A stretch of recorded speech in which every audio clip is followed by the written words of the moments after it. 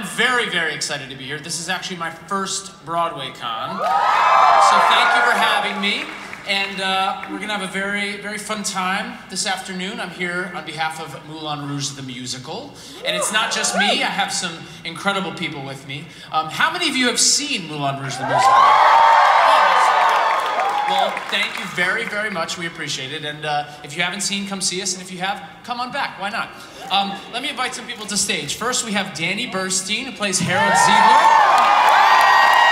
Yes. Next, very exciting, we have Sa Ingauja, who plays Toulouse-Lautrec.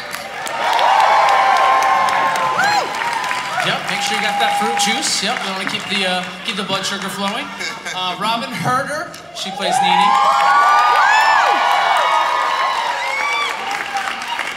We have some guy named Ricky Rojas who likes to hang out with us.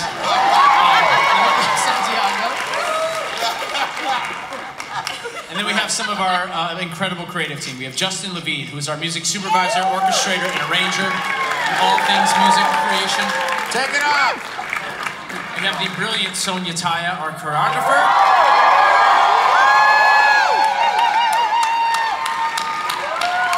And very last, but certainly not least, we have Alex Timbers, the El Capitan of our ship, as it were, our director. Karen Olivo, Tam Mutu, and John Logan all send their love. They wish they could be here today. They can't for various vacation, sun, and health sick reasons. Everyone's fine, but they just are send all of their love. Consumption. Hey guys, how you doing? It's not true. It's not yeah, that got real dark, man. Let's keep it real light here. Well, we wanted to talk to you guys about the show and kind of give a little bit of insight how we all got here. A lot of us have been working on it for many years. Some of us many years, some of us a couple years.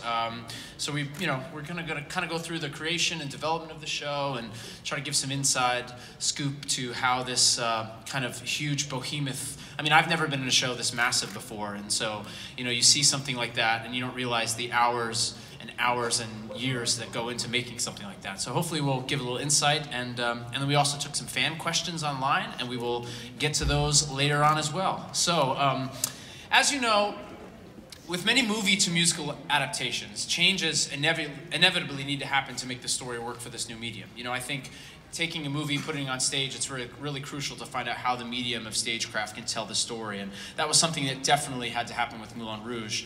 So Alex, in taking Moulin Rouge to the stage, a lot of the kind of iconic moments from the movie stayed, but how did you and John Logan and the rest of the team decide kind of what to keep and what to adapt from the movie as you put this process together?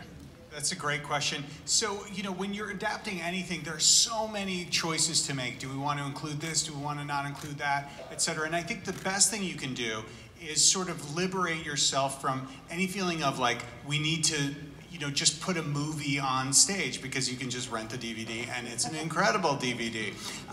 And so what we did is we went about and sort of, with Baz's blessing, because he's a theater maker himself and understands how adaptation works, we said, what is the story we want to tell? What are the things that we really respond to emotionally? How do we think we can make this character conflict richer? How might we replot this arc? What surprises can we put in store for the audience? And so we sort of got excited about the story itself at the most basic level, and then pretended like it was a new musical. We replotted it with note cards. John Logan said, this story beat happens, this story beat happens, this story beat happens. Justin Levine came in, he says, I think there's a song there, I think there's a song there. It wasn't like, where do we put Roxanne? It was like, we think there's an emotional moment here. Here are 6 song ideas, or here are 6 song ideas we could put together.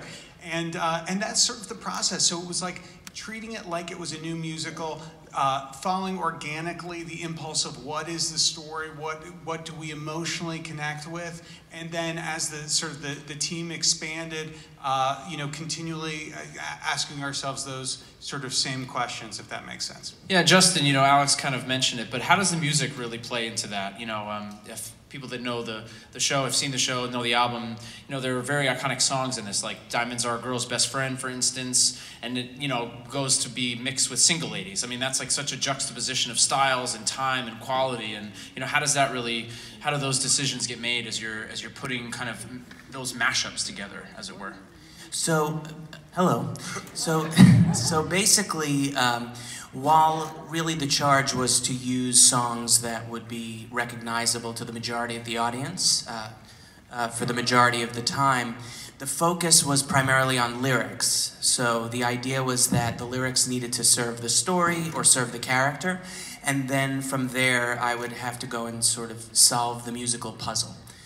So that was really our process. So as Alex just laid out, as we were outlining the show itself, that was very beneficial for me to be part of, because I could see what brought us to this moment where we needed to stick a landing emotionally or narratively. And I think that's great too. You did a great interview for Playbill, I don't know, however many months ago. And Justin, you know, this is a musical that functions with all pop music. And, you know, I think there's wonderful things about that, but there can be a lot of difficulty in bringing the story to the stage. And you actually, I don't know if you mentioned that it was a reverse jukebox musical or the anti-jukebox musical. And I think what you guys are talking about really speaks to that, because it's all of these choices and selections and changes were based in story, not just saying, okay, now we need to do this song, now we need to do this song. I just thought, you know, that interview did really clearly spoke to that. Thank you, Aaron. You're welcome. Nice of you to say. Well, yeah. Oh, such a nice... It's a smart guy, man. And Sonia, what was your first experience with the film? Is it something you saw and you said, oh my God, that needs to be on stage? Or, you know, what was your kind of confidence level in terms of bringing that to the stage, or if it, you know, how did you feel about it? Hi, everyone. Thanks. I saw the premiere in Detroit at the Majestic Theater, and I remember feeling charged and inspired, and I remember running out of the theater and just singing all the songs and dreaming it could be a part of me one day. And then it became a part of me one day, right now, and it's the type of theatrical experience that begs to be a live stage production. That's what it felt like. It has so much charisma and theatricality and this heightened physicality that I always talk about, that I love, that I'm so honored to be doing. So it just, you can feel the energy shooting out of the screen and just wants to be fed on a live stage.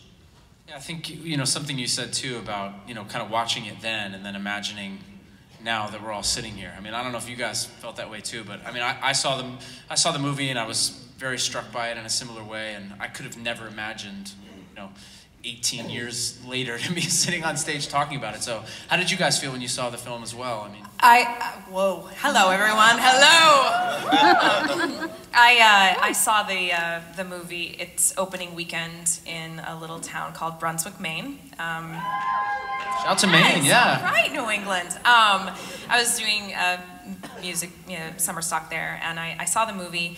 And I remember when Roxanne happened on the screen, and I got that feeling that I had gotten throughout my life with musical theater and dance. I started getting the shakes and starting to feel this energy and this boil in my body when I saw Roxanne and I saw Caroline O'Connor. And I said to myself, well, to my boyfriend at the time, I couldn't leave the theater for 10 minutes because I was a mess, sobbing.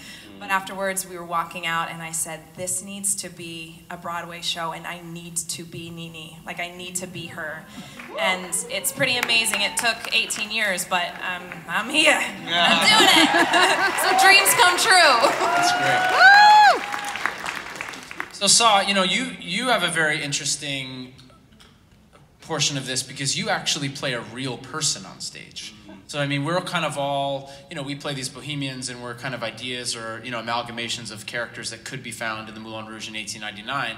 But Sa actually plays Toulouse-Lautrec, who's a real, incredible, you know, one of the most incredible artists ever. So, I mean, that's a very unique experience. And how did you go about preparing for that, for kind of bringing a reality of this person you're playing into this world? Yeah, okay, hi everyone, hello.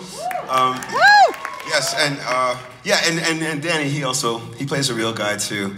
Not as well known as Lautrec, but... Or not as well. Not as well. apparently Ziegler spent all of his money on light bulbs.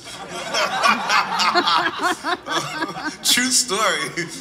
And bringing the can-can. And bringing the can-can. To the Moulin Rouge. That's right. From the depths of the underbelly of Montmartre. So are you saying that the Moulin Rouge actually was quite successful, but Ziegler had this wild idea to use real lighting and it kind of sunk their profits? It was the new thing. He was like, this is going to be the most electrified club in Montmartre. So Ziegler was quite ahead of his time. Thank you. It's just the problem was, the problem was the price of electricity and light bulbs was just a little too high at the time. They hadn't worked that part out yet. So we're sorry about that, but he was onto it. You know what I mean? Because like, I mean, look, you know, there's lights in here, so. Yeah. But anyway, so what was it like kind of learning about and doing research about Lautrec and then kind of putting it into something like this? It was really a fascinating journey. And, you know, obviously, well, I don't know if it's obvious or not, but, you know, when you tasked with, you know, bringing someone's real life, you know, into, you know, a different sphere, you know, particularly to portray it, you know, the responsibility that comes along with it, I always find to be rather immense. You know, whether people are alive that remember that person or not, you know, family members or whoever, there's always someone who knows something more about that real life person than I ever feel like I do if I'm just trying to take that on. So, you know, I did a lot of reading, which I'm still engaged in. There are some really comprehensive documentaries out, which I actually called and harassed this filmmaker to make it re-available. He took it away from. Anyway, that's another story. But this is 100% true. I didn't know that, but it's true.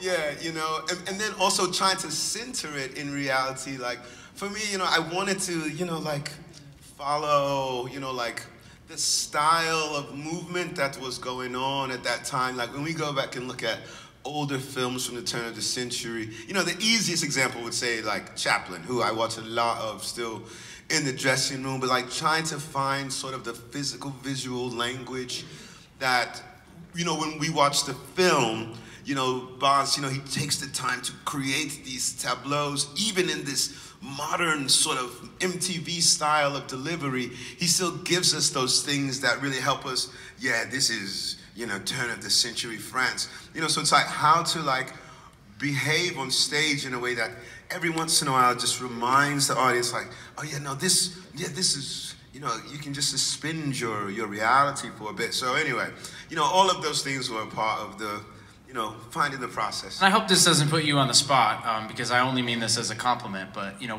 Ricky and I have a moment kind of when the show starts before we enter into the opening number, and we're backstage, and, you know, every single night at the time, you know, Toulouse-Lautrec walks in the room. And that's what we're dealing with backstage. So Saw is completely in character and completely engaged and will speak to you as Toulouse-Lautrec. And it's one of the most incredible things I've ever experienced. So that's true. That's why I thought, you know, teeing this question up for him was he was particularly adept at answering it because he's Toulouse-Lautrec for 3 hours every night. It's we'll be talking about what we're having for dinner. It's like, hey man, how you doing? You going for a drink after? I don't know.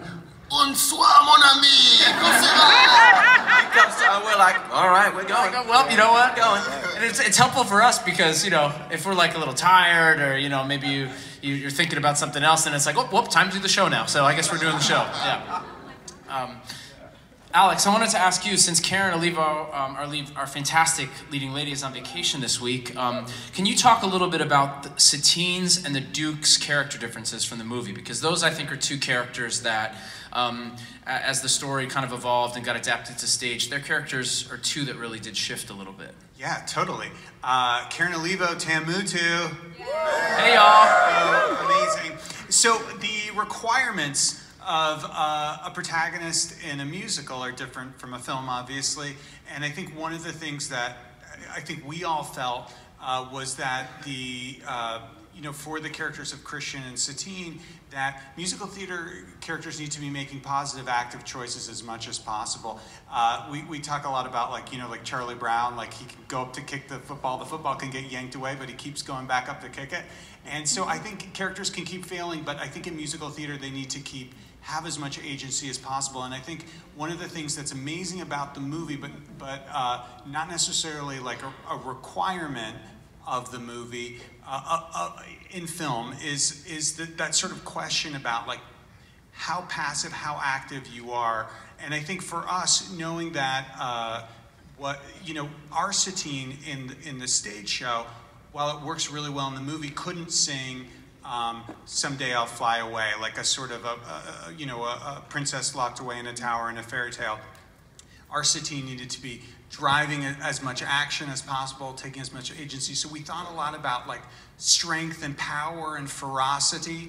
And then when we met Karen Olivo and she came in and sort of performed what her idea was for the role, we were just so taken aback by it, and I'm floored by her every time I see her on stage. And then for Tam, I don't know if for those of you that know the movie, the Duke is this incredible character. He's very like foppish and funny, and we thought that it might even be more dynamic and more bring more edge to the stage show and bring more like dramatic heft, to have the Duke have a little more like danger and feel like a real like sort of sexy worthy adversary to Christian, to make Satine's dilemma harder, to put Christian in the crosshairs a little bit more. And so Tam Mutu. Yeah, that's what it feels like kind of inside the play too, different from the movie. It's almost that there's kind of a moment in the second act, I don't know if this, I'm sure this is planned, where it's like, it's almost that the Duke is a viable option for Satine, as her life is kind of coming to an end and she's trying to save the Moulin Rouge and help her friends. Like, there actually a question I think is asked in our show that's different from the film, that maybe she's better off with the Duke to kind of save everyone, and that I guess I'm just ruining everything, you know what I mean? It's like as if one of these guys could turn to me and say, would you just, I think we've talked about that, just kind of about our chandelier scene, Saw and I, it's like Trek wants to say to Christian, like, would you just like kind of calm down for a minute and everything will just be okay, but instead you just ruin it. So that's a really interesting question that we asked in the show that the movie doesn't necessarily ask. And Danny, how can you compare this kind of, this adaptation from a movie to film to some other things that you might have worked on in the past? Just kind of any kind of adaptation of the shows that you've been in, because I know you've done.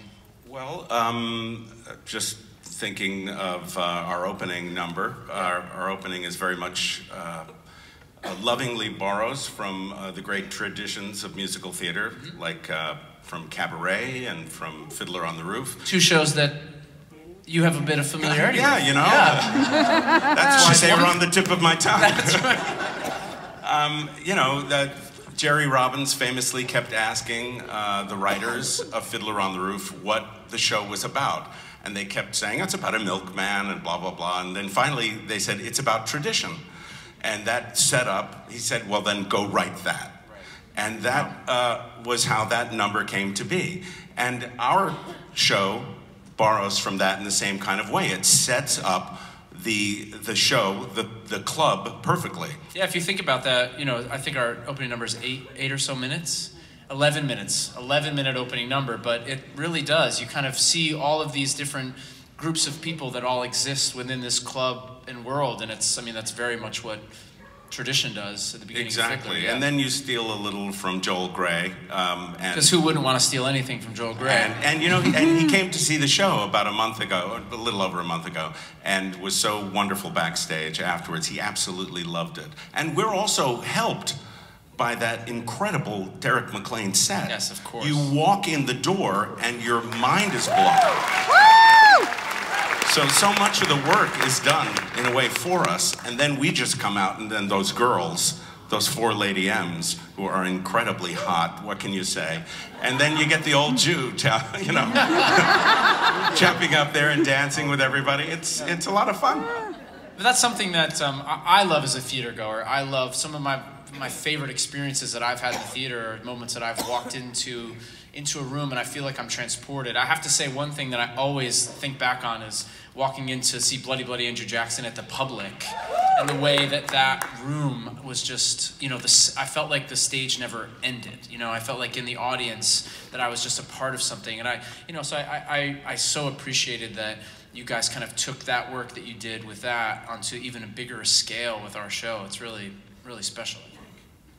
Yeah. So that leads us to another part of what we wanted to talk about is the world of Moulin Rouge. And a lot of that goes with, you know, walking into the theater. Part of the fun of me getting to play Christian is I get to narrate and I get to join the audience a bit as they experience the Moulin Rouge. I've kind of learned, you know, through my path and my journey of the show every night that I find at times that I get to kind of be the audience's eyes into this world. You know, I'm this person who's, you know, from the middle of America and in 1899 and all of a sudden is kind of, you know, I've always had this artistic yearning, but all of a sudden I'm dropped into like the mecca of art in Bohemian Paris in 1899, and, you know, I kind of, it's not even my wildest dreams. It's, I think, everything beyond my wildest dreams. And so I really think that I get to share the experience of the audience of walking into that theater, which is just, you know, an incredible thing. I mean, Alex, can you talk about kind of your intention and immersion, and, you know, what we're talking about and immersing the audience right away, and as well as how Derek McLean's incredible set and Kathy Zubrick's costumes play such an important role in creating that world? Totally. Well, you guys said it so beautifully, but I mean, the idea is to really transport the audience, that as soon as you step off 45th Street, you're in Fin de Siècle, Paris. And, you know, one of the things that's wonderful about Moulin Rouge is it's a location, but it's also an idea. It's not what the real Moulin Rouge looks like. It's sort of the Moulin Rouge of your dreams and your mind. So it's aspirational and it's exotic. It's everything Harold Ziedler describes.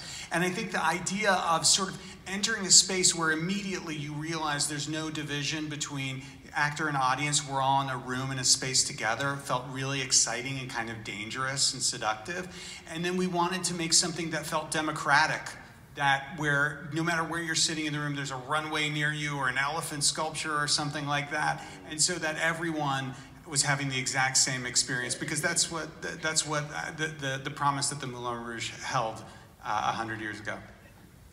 And Justin, can we just go back to a little bit with the music about, because I mean the opening number, you know, I think that's definitely a moment in the show where we kind of take very specific things from the movie and then kind of layer in our own flair, idea, you know, very subtle changes in the opening number. One of my favorite things is I didn't even realize until we were on stage in Tech on Broadway. We'd done a full run in Boston, and someone mentioned the Beck number in the opening number, and I turned and I said, "Where is there a Beck song in the opening number?" And I had absolutely no idea. And now I listen for it every night. But I'd been doing the show for over a year, and I'd never heard this moment in the opening number. So, you know, can you talk a little bit about, you know, how all of that evolved and changed in scope for our production? Sure.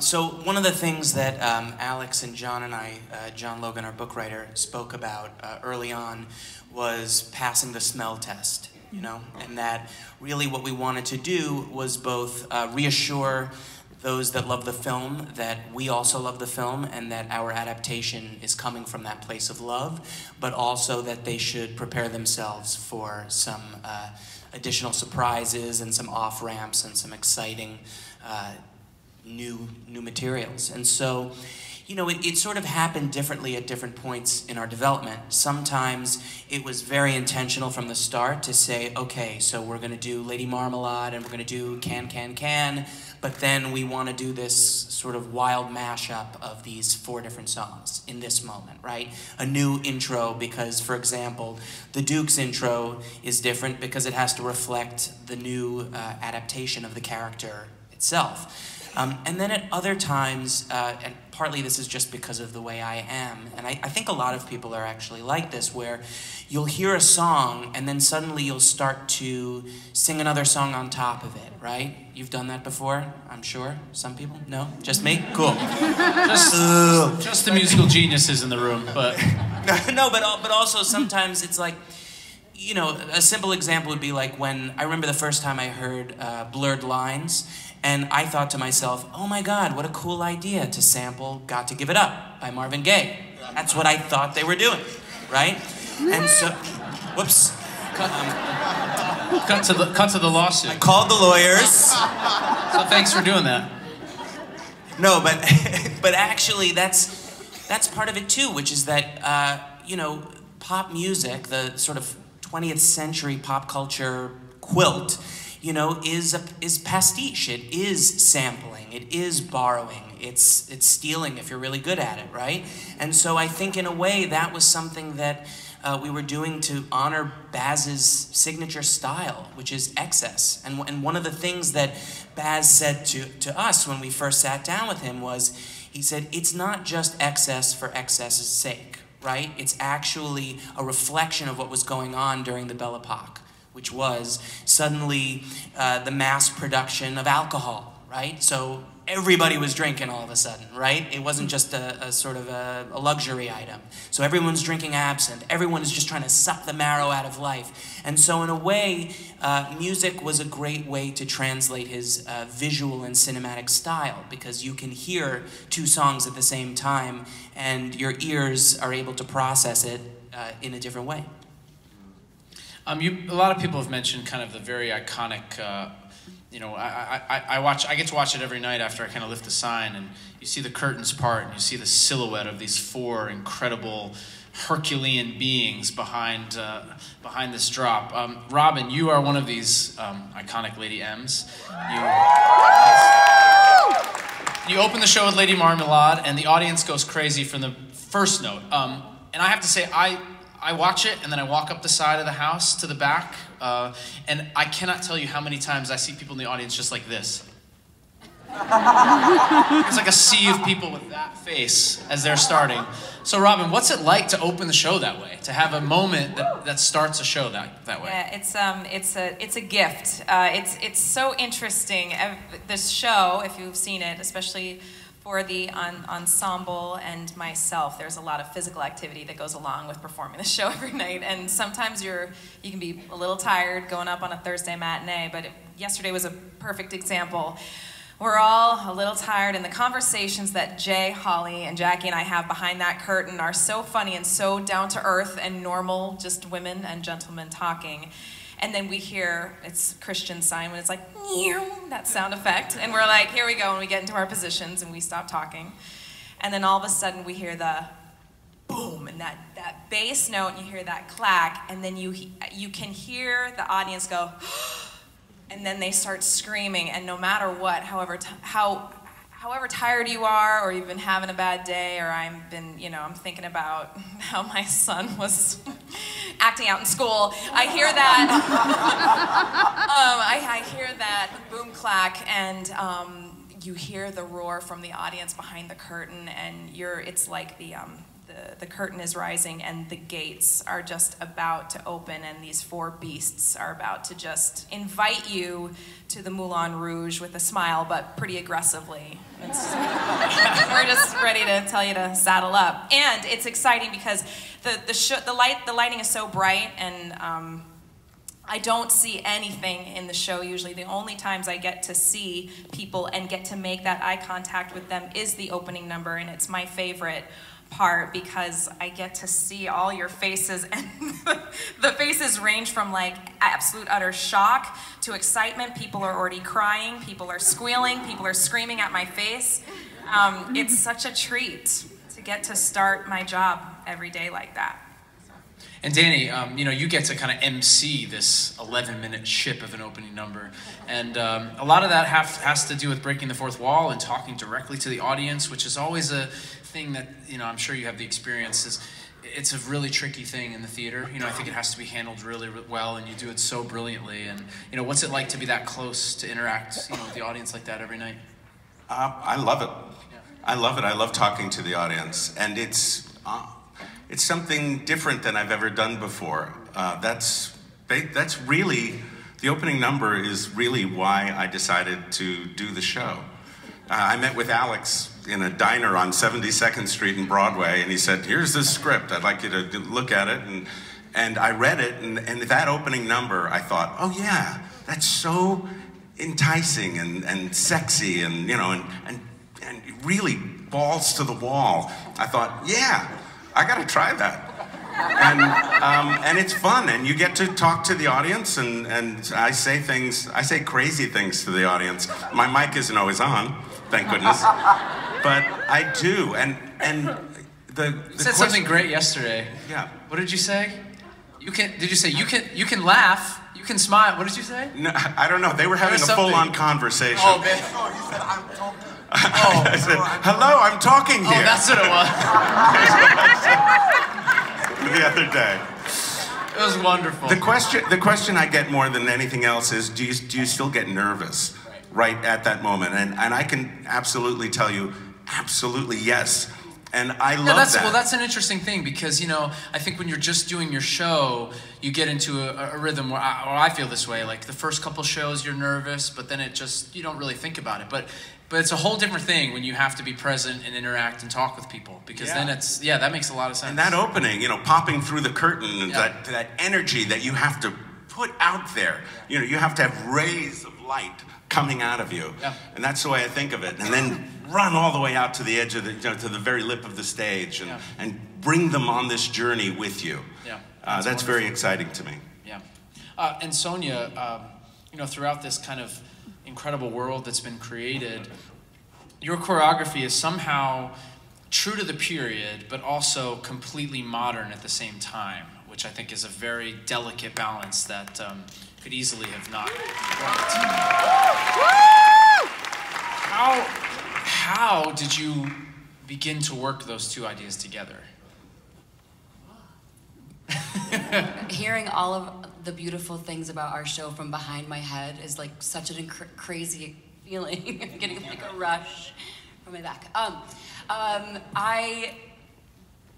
There's classics in the movie that I love, the can-can, the tango, and in the frame of the movie, there's so much physical excess. Like Baz's favorite thing is excess, and the physicality in the movie, and seeing the sweat drop off their skin, and seeing the aggression of the can-can and the tension of the tango, but all in this very genderless atmosphere. There was no hardy focus of what a woman does and what a man does, and that's how I base my entire existence, especially in dance. And so for this to be the first piece for me on a Broadway stage is profoundly filled with pride because of those facts. I work in excess. I love highly physical action.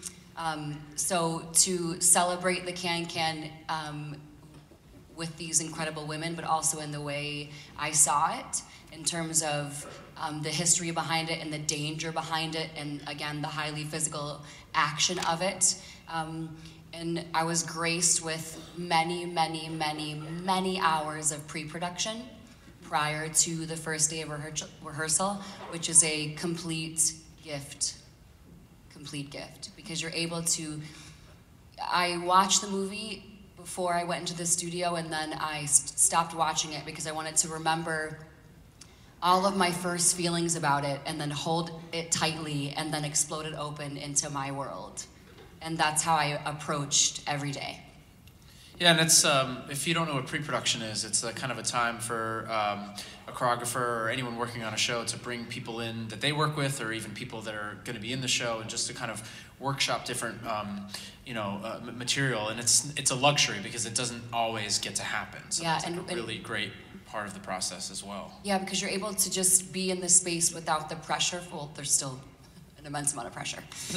But you have a little bit more air because you're just exploring. You're just starting to get your feet wet and explore it all. But honestly, the one saving grace and the dream of doing this show is because the swiftness in the action in the movie, the swift cuts, the way it's edited, the way it drives, I really was inspired to hold on to that feeling, but without the camera. How can you mess with momentum that way physically? How can you find those cuts and those angles and that tension and hear the breath? And I can hear them sometimes, and it makes me weep every time when I'm like really far back watching them, and I can hear the stomp and I can hear the breath. That's what I wanted to show on the stage as my own voice as a choreographer, and also because I remember how I felt watching those moments and that excess watching the movie. That's great. Thank you. There's one person up here that hasn't spoken yet. And he actually is one of the people that stomps so hard on stage that I get worried about his shins. I don't know what you're talking about. Listen, man, you hit those with such vigor. Listen. And passion. Listen, if you're gonna do something, you gotta do it right. That's right. You know what I'm saying? Well, Ricky, let's talk to you for a minute here. You know, I have to say, this kind of top to bottom, this group of 30 unicorns of people that make up this ensemble and this collective is the most talented group of people I've ever been around or worked with. It's also like it's an incredibly diverse group of people. People come from all over the world, different ages, body types, backgrounds. I mean, what is your impression of, you know, someone maybe not necessarily, well, actually, there's no not necessarily about it, someone being from outside of the US kind of coming in and working just with a group of people that's, you know, just all across the map and across the board? I mean, it's an honor and a pleasure. It's so much fun. I don't know if you guys know, I was born in Chile.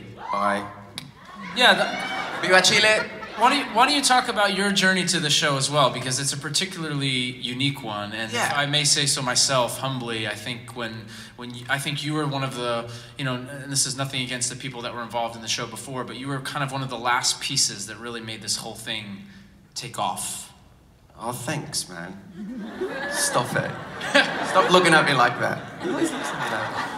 Yeah, it was like, yeah, first of all, because I auditioned in London after they had auditioned over here in the US, and I always thought, why is it, like, I always found it weird that they auditioned in London for a Hispanic person. Because there's so many Hispanics here. And so they auditioned in London, and I got a call from my agent, and it was really early, super cold the morning I went in, and I got sent all this stuff, and I originally thought it was opening in England, because they were auditioning in London, and he was like, no, it's Boston. I was like, oh, all right.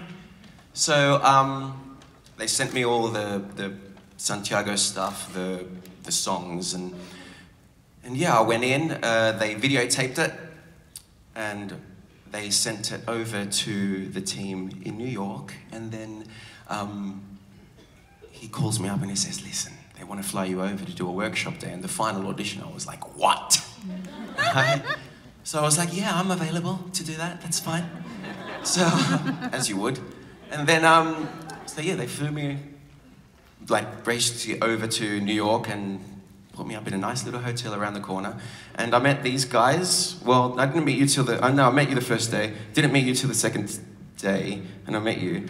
I thought Justin hated me when he first met me, because he was drilling me. It was like really... Not true. It's not true at all. So specific. You need to get over that, like, quick. He literally brings this up all the time. Do you guys want to, like, take a minute and just get past this? I would love to, actually. Listen, Give us a sec. First of all, when he saw the tape, he thought I was crazy. Maybe afterwards. Maybe we can do that afterwards. Yeah, yeah. Anyway. Yeah. So then we did the workshop day where I went through all the material and learned some choreography off the lovely Katie Spellman, and Fred Odegaard was there as well, and Paloma Garcia Lee, who is in the show as well. We did the choreography as she was playing Nini for the choreography. Did anyone talk to you that day about how hard you stamp, or did they? Listen. No, okay. Let me just wrap this up, all right. So, we'll get to the stamp later. So then, we did the workshop, and then I came back the next day and did the final for everyone else, which is where I met Sonia. And it went super well, and Sonia was going, yes, yes! Remember that? She was, when I was dancing, I was like... That was my favorite part of my audition too, when Sonia Taya would Yes. scream at me in my audition. I'm like, oh my God. I was like, real life. it's going well. She likes it, she likes it. I threw in a stomp and she was like, yes! No, I didn't. And then I flew back to London, and then they offered me the job, and then I had to go through the whole process of getting the visa sorted out and everything, which is you know, it was fun. And then I started in Boston. Actually, no, rehearsals in New York. Yeah. A week after I started. Yeah, well. Just for the record. It's not for the... See, we've got a running thing, because we're the last two that haven't had a day off yet. Our vacations are back to back, and his is after mine, but I started a week earlier than him in Boston. Yeah, but it's a different contract, We're even. man. It's not the same thing. We're even. Oh, come on. Anyway, Moving on. Justin, there are many points in the musical where the music is really leading our storytelling. And how, I think we've talked about this a little bit, but I think especially kind of the run of, in the second act of Chandelier, Roxanne, Crazy, Rolling in the Deep, kind of tumbling to the end of the show. Like, how did you put that incredible run of songs together? Because I think that's kind of from inside of the story, I can feel that it's something that as an actor, you know, sometimes you kind of have to really gear it and generate through, but kind of, I just get to really go on the emotional ride, and a lot of things from my perspective on stage, I just always take from the music, and that's a run of theater that no matter how I'm feeling on the day, I can just kind of give over to the music, and it takes me where I need to go. So just talk a little bit about that part of the show. Sure. You know, I think that sort of just happened organically as we were working on the show. You know, I don't think we intended for the last 20 or so minutes of the show to sort of morph into this, you know, power opera, you know, but it did. And, you know, I think the idea to use Crazy by Gnarls Barkley with Rolling in the Deep by Adele, you know, was one of those ideas that just felt sort of inherently Moulin Rouge, because they're two songs that are just coming from such a deep, visceral, emotional place, you know? And actually, I remember, you know, for the longest time, that was sort of my favorite moment of the show. My favorite moment of the show always changes, because every time I come see the show, it just morphs and moves around. But I just remember the first time that Baz and CM came to a presentation, and that was the first thing that he called out afterwards, is he came up to me and he was like, that moment, Crazy Rolling, like that is Moulin Rouge, keep going there. Like, the more you can take us there, you know, that's the way to go.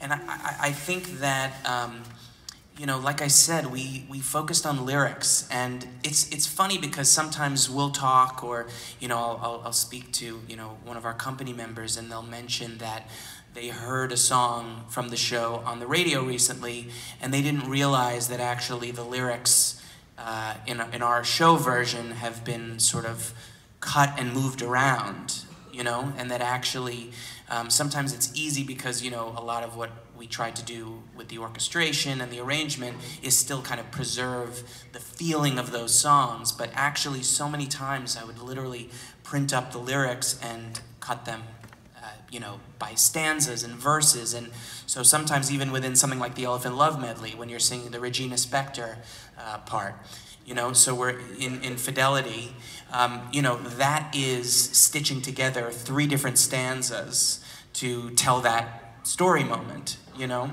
And so really at the end of the day, it was always just going back to that guiding principle and then having to, I call it the musical puzzle. Yeah. Yeah. Well, that's, you know, that again, that's fascinating to me, because I've heard, you know, I've watched, I've read interviews about Stephen Sondheim talking about how he writes music, or listened to Mark Shaman and Scott Whitman talk about how they create brand new music. So the fact of, again, that this is a show that looks like it's all pop music, but it's been treated with the same kind of care and thought that a new musical would be treated with. And I think that's another really important thing, and a thing that I'm proud of with our show is that, you know, I view the show, and I think we all do, is it's kind of like a love letter to previous musicals. You know, it's kind of, there are specific moments from our show that steal from things. Danny talked about the opening, about, you know, it being a version of Fiddler on the Roof or Cabaret, and you know, Alex, can you talk about some other things? I mean, I think Shut Up and Raise Your Glass steals from some West Side. I mean, Backstage Romance at the start of the show is like very much a Kiss Me Kate-esque number. I mean, can you talk a little bit about taking elements from the titans of theater that have stood before us? Yeah, so we talk about Broadway constantly, and we talk about Broadway history constantly, and so we're always, from 6.5 years ago to, probably last week, we're constantly referencing other shows. Oh, feels kind of like, oh, I love that moment. Is there any way we could impart this kind of energy? So we, on Moulin Rouge, as much as the show is like a sort of like, as much as the movie was like a Valentine to like different music and different like film, Marlene Dietrich or this person, we've tried to, as much as possible, infuse the stage show with our love, which is Broadway history. And I think one of the things you mentioned is a great one to talk about is the top of Act 2. These incredible performers kick us off, and it is the start of basically the rehearsal process of the show within a show. And so these guys are performing in it, and we see them performing parts of the show within a show, choreographed by the amazing Sonia Taya, but also sort of acting out sort of their own sort of like feelings of like their sort of own attraction and frustration with each other. Hello, everyone. That is not the song. And then eventually the company comes in and you see the rehearsal sort of taking flight, and it builds and builds into this John Williams score, and then and it sort of blows through the roof. And where that all came from when we were talking was Too Darn Hot from Kiss Me Kate. We're like, what are the great openings of Act 2 in musicals? And we thought about that, and we thought about how it starts at a simmer. These people who are in a show together, and they're acting out their own frustrations and their own attractions and their own personal dramas, and then the rest of the company comes in, and then they blow the roof off of the theater. And that is how that number was inspired. Yeah, and Sonia, why don't you talk a little bit about how you guys went, how you and your amazing creative team kind of went about, bringing all of the story that's portrayed in Backstage Romance. I mean, it starts with Santiago Nini, and then within the number, kind of the love triangle between Christian and Satine and the Duke is layered in, and then at the same time, you're just getting overwhelmed with this incredible visceral talent on stage. I mean, how did you even begin to march onto the Death Star? And now for the interpretive dance. I feel like it's like the wrap it up music. Yeah. I got to wrap it up clock. We got 14 minutes left, so we're not getting tapped off just yet. Yeah, sorry. The baseline of it was to how can you physicalize. First of all, the movement has to drive the story, just like everything else in the piece. That's focus, important, so important. So the focus was, and I think about the words that drive me to make sure I have a clear line of what I'm choreographing, and it was an affair, a secret, sexual tension, and love, and dangerous love, and what all of those heightened emotions, how they build. So it just, you watch this temperature rise. You see Christian and Satine sneak a kiss in between these garment racks of costumes, but the Duke is just steps away. So there's that tension. Is he gonna see? He's gonna see, but the joy of that secret is inside of that as well. But while that is happening, you're seeing the company prepare for rehearsing for the show within a show. You are watching prior to that moment, Ricky and Robin start the build, and the curtains open, and you just see this beautiful man smoking a cigarette, leaning back, woeing his woes over everything, and then this beautiful, powerful warrior, dangerously incredible artist, Robin Herder, come in, and you just know trouble is gonna come in. No trouble is coming. So it was just a matter of how to show those really heightened emotions and keep filling the space with it, and then not finding an answer. You're just left with this explosion, of wonder of what's gonna happen. But the signs inside of it, that danger is coming. And with an incredible ensemble, of virtuosic performers, in my opinion, that have made my work shine like nothing I've ever experienced before. I've never had an experience of watching a number in a show that I was in for the first time as I did when I saw that number. Thanks. I mean, I think we kept losing our minds, you know, and the number like doubles down and doubles down and doubles down, and then it's really, really something special that you did. It's really great. Thank you. We have a member of our cast on stage. I think this is your 19th Broadway show, Danny? It's my 18th. This is Danny's Soon. 18th Broadway show. Which is just beyond, I can't even fathom that. It's really something. So let's ask you, you know, how do you think about what we're talking about something like Moulin Rouge? Like if you were to step outside of it, if you weren't in the show, how would you think that, you know, this kind of compares to the Broadway canon, I guess, as it were? Because you know, for me, you know, I'm so proud of what we've done, and I hope it, you know, can have a very long life. But like, what is your perspective on that part of it? I think it's unique in the Broadway canon. It's unlike anything I've ever seen before, unlike anything I've ever done before or seen. I just go back to that opening number. It's just incredible, and the top of Act 2.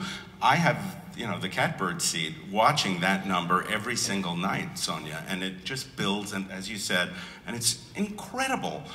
Blows my mind. This show blows my mind. It really does. And it not only tells a beautiful love story, it entertains in a way that I've never seen or heard before. And that is because of you three, really. It's your brainchild. Beautiful. And John Logan, of course. Well, I put a little thing out the other day, and we tried to take some questions from you guys and people online. So I have some questions that have been gathered. So hopefully you'll hear your question. First one is from @Gina Lacavetto. So shout to @Gina. For anyone in the cast, do you have any pre-show rituals that help you prepare for each show? Anyone want to take that? I do this. Oh! Just to check that the voice is there. A lot. I'm fine. You do. He does it actually in front of me, and he does it a few times. And I say, "Hey, man, you don't even do anything that high in the show. Why you?" Do you know what Aaron's warm-up is? When he sings "The Hills Are Alive." That's his warm-up. He's like, I don't know if my voice is going to come out until I start singing that. And I'm like, all right. I try not to stress Didn't he about do it. the opening already?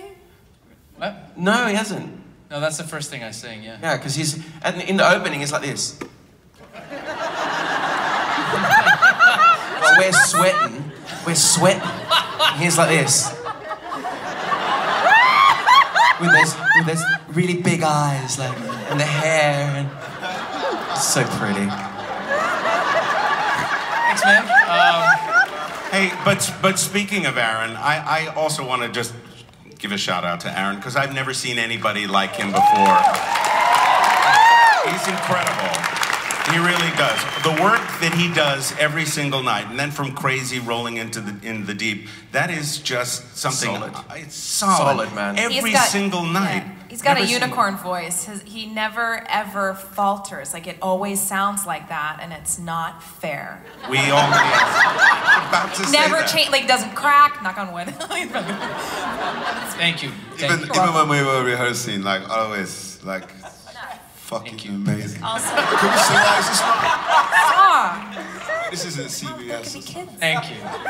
Thank you very, very much. I just have to say, just to jump into that, what's so beautiful about it is the cast really takes pride in it and ownership in it, and I think that's why there's such ease and consistency and electricity that really holds, because it's hard to do 8 shows a week. It's hard to look out and hope it lasts and all of those things, but in terms of preparation for the ensemble that I know, they get there 2 hours, 3 hours before, and they're in the hallway or in the theater on the floor, stretching, warming their bodies up, warming their voices up, just very focused on holding on to the show they're really proud of, and it's really inspiring to see. Yeah, it's very true. People are there hours before getting ready. It's really something. This next one is for Sonia, actually. It's from @redheaded Scott, but spelled R-E-A-D. Very clever handle. I can talk. Very clever handle. I think this is a great question. How much of your choreography do you create beforehand, just you and the music, and how much do you create on the spot with the dancers?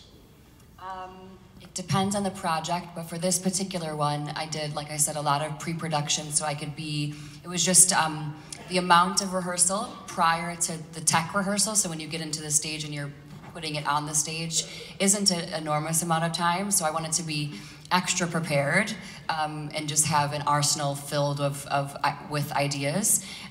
So in this particular situation for Moulin Rouge, I had loads of archival footage ready with both of my associates, with the laptops on the table, with everything just open and ready. But it depends. But for this, I just wanted to make sure that I had ideas and things that were really driving the story that I didn't want to falter. And sometimes when you have space between your pre-production, well, this is for me, space between your pre-production and then the actual first day of rehearsal, I get bored of things fast, and then I start to question myself. So I do the pre-production, I have them download the videos, and then I don't look at them until my first day of rehearsal. And my first day of rehearsal, we had 67 videos before I walked in the building. But then, because of time, and just to make sure that I was prepared. But with that, in rehearsal, I don't like to be a machine. I teach the choreography, and then we have an open dialogue. My ideas may not suit the body, and we discuss what it does, and my ideas in my innate way is highly physical, difficult, full-bodied, so it requires time. And so with that comes collaboration, ideas change. So I didn't walk in with demanding these ideas. I walked in saying, hey, these are my thoughts, here are the phrases, and we build from there. So it turns into a collaborative effort, but I don't, my instincts is not to just walk in without having a feeling. That's great. That's a great question too, because I think that's something that's very kind of inside that you would think maybe would be one way or the other. Yeah. So that's wonderful. Here's a cool one. This is for the whole cast from @AlleyCat 273. I can't read numbers for some reason. If you could switch roles with another character, who would it be? The Duke. The Duke. I'd love to see your Duke, actually. I'd want to be Ziedler. Maybe we'll have like an actors fun night where it's just like you pick what you want to play. You'd be Ziedler. What about you, Rob? I would be Satine so I could rest my body. And I've always wanted to sing Diamonds Are a Girl's Best Friend on stage, so I'm being honest. Sa? God, it's tough. Yeah. I mean, like top 3. Santiago, Ziedler, and the Duke. Okay. Yeah. All right. I mean, yours is interesting, but it's a lot of work. Would you say a lot of work? It's a lot of work. Yeah. I love watching you do it, man. It's actually a great moment. You know, I get to do Nature Boy with this incredible human being every night, and I have to walk stage left, and I give him a handshake, and it's basically like, he's like, hey man, have fun with the rest of the first act. He's going upstairs to, have a bath or eat. He kind of gives me a little, see you later, man. Thanks. Very honest. What about you? I would like to be any one of the dancers, just to be able to do that. Feel what that feels like? Feel what that feels like. Yeah. Especially Reed Luplau. He has one kick that he does at the top of Act 2, where he flies in the air and then kicks his leg up, way up high, and then comes down like a cat, and then scampers away. And I think, how the fuck does he do that? Every day, and consistently, and beautifully, and so high in the air, just He also does it. He also does a backflip at the end of the opening number, right in front of me on a passerelle that's about this wide. So yeah, he's The audience, when their mouth drops when he does that, I'm dropping also my mouth like every night. I want to do that. What about you, Aaron? What do you? Ooh, I love to feel what that feels like, to be able to do that kind of dancing. I spend so much time with on stage, and it's kind of the way it works in a show, kind of the way your track works backstage. I spend a lot of time with both Saw and Ricky, and I think I would love to play the Trek one night. I just think that would be great. Yeah, that would be wonderful. I don't want to take your rest away from you, but you know. So I guess we're kind of at the end here. So thank you guys so much for being with us this afternoon. Welcoming us to Comic-Con, for sharing yourselves when we signed, and yeah, come see Moulin Rouge The Musical. BroadwayCon. BroadwayCon. That's where we are, everyone. Good times.